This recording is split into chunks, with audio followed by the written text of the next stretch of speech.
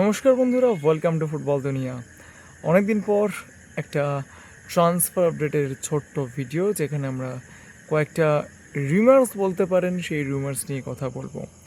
Kevin সেভেলে কি ইস্টবেঙ্গল ছাড়তে পারে, সেই নিয়ে জল্পনা কিন্তু তুঙ্গে। যদিও কেভিনের সঙ্গে ইস্টবেঙ্গল এখনও যোগাযোগ রেখেছে, যেটা আমরা সকালবেলা আপনাদেরকে জানিয়েছিলাম, এবং তাকে কিন্তু একটা নির্দিষ্ট অর্থ দেওয়ার কথা ইস্টবেঙ্গলের তরফ থেকে বলা হয়েছে। যদি সেই অর্থে তিনি থাকতে রাজি হন, তাহলে কেভিন সেভেলেকেই হয়তো ইস্টবেঙ্গল রেখে দিতে পারে। কিন্তু যদি সেটা না হয়, তাহলে কি ইস্টবেঙ্গল অন্য কোনো বিদেশি ডিফেন্ডারের প্রোফাইল দেখবে? সেরকমই কিন্তু ইঙ্গিত পাওয়া যাচ্ছে সূত্র মারফত। সেখানে যেটা শোনা যাচ্ছে, ইস্টবেঙ্গল কিন্তু বিভিন্ন বিদেশিদের ওপর নজর রাখছে।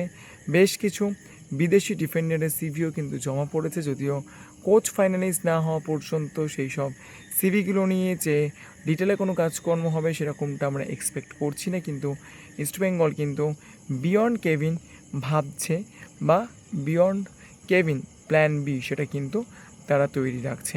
এবং সেই ক্ষেত্রে বড় চমক কি ফিফা ওয়ার্ল্ড কাপ 2026-এর কোনো প্লেয়ার হতে পারে? তার কারণ আমরা কিন্তু এইবারের বিশ্বকাপে দেখেছি বেশ কিছু ছোট ছোট দেশ যারা কিন্তু বিশ্বকাপে অংশগ্রহণ করেছে, এবং তারা কিন্তু গোটা বিশ্বকে বলা যায় চমকে দিয়েছে। তো সেই রকমই ফিফা ওয়ার্ল্ড কাপ 2026-এর কোনো ডিফেন্ডার কি ইস্টবেঙ্গলে আসতে পারে? সময় হয়তো সেইটার উত্তর দেবে। অন্যদিকে রায়ান উইলিয়ামসকে নিয়ে জল্পনা দীর্ঘদিন ধরেই চলছিল। ইস্টবেঙ্গল কি তবে রায়ান উইলিয়ামসের দিকে যাবে? রায়ান উইলিয়ামসকে পেতে গেলে একটা মোটা অঙ্কের ট্রান্সফার ফি সেখানে কিন্তু ইনভলভ থাকবে, কারণ যেটা আমরা জানিয়েছিলাম আপনাদেরকে, তার কন্ট্রাক্টে একটি ক্লজ রয়েছে। যখন থেকেই তিনি ইন্ডিয়ান সিটিজেনশিপ পেয়ে যাবেন, অর্থাৎ ইন্ডিয়ার পাসপোর্ট যবে থেকে তিনি পেয়ে যাবেন, তবে থেকে তার কন্ট্রাক্ট কিন্তু বেঙ্গালুরু এফসিতে অটোমেটিক্যালি এক্সটেন্ড হয়ে যাবে।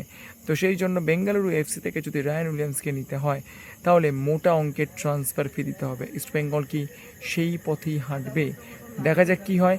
তবে সম্ভাবনা কিন্তু একটা রয়েছে, যদিও সেই সম্ভাবনা 10% বলা যেতেই পারে। কিন্তু ইস্টবেঙ্গল কোনো একটাভাবে কিন্তু এই অপশানটাকে এক্সপ্লোর করে দেখছে। কিন্তু যদি রায়ান উইলিয়ামস মার্কেটে অ্যাভেলেবেল হয়ে যায়, তখন একেবারেই শুধুমাত্র ইস্টবেঙ্গল নয়, তার সঙ্গে সঙ্গে অন্যান্য ক্লাবসগুলো রায়ান উইলিয়ামসকে বাজিয়ে দেখবে, এবং মোহনবাগান সুপার জায়ান্ট অবশ্যই সেই ক্ষেত্রে আসতে পারে। তার কারণ একজন ইন্ডিয়ান প্লেয়ার, যিনি কিন্তু ওসিআই প্লেয়ার নয়, অর্থাৎ ওভারসিজ সিটিজেন অফ ইন্ডিয়া, এরকম প্লেয়ারও কিন্তু রায়ান উইলিয়ামস নন, তিনি কিন্তু ভারতীয় প্লেয়ার।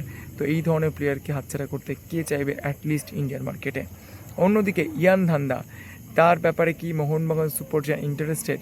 এই মুহূর্তে আমি বলবো মোহনবাগান সমর্থকরা অত বেশি উৎফুল্লিত হওয়ার কোনো কারণ নেই, কিন্তু মোহনবাগান কিন্তু নজরে রেখেছে ইয়ান ধান্দাকে। এইবার দেখা যাক কী হয় শেষ পর্যন্ত। এই রকম একটা হাই প্রোফাইল সাইনিং, যেটা হয়তো ভারতীয় ফুটবল মার্কেটকে বদলে দিতে পারে, সেরকম একটা সাইনিং কি হবে, সময় হয়তো এর উত্তর দেবে। তো যাই হোক, এই পর্যন্ত ছিল ট্রান্সফার আপডেটগুলো। যদি ভিডিওটা ভালো লাগে লাইক করবেন, শেয়ার করবেন, চ্যানেলটাকে সাবস্ক্রাইব করতে ভুলবেন না।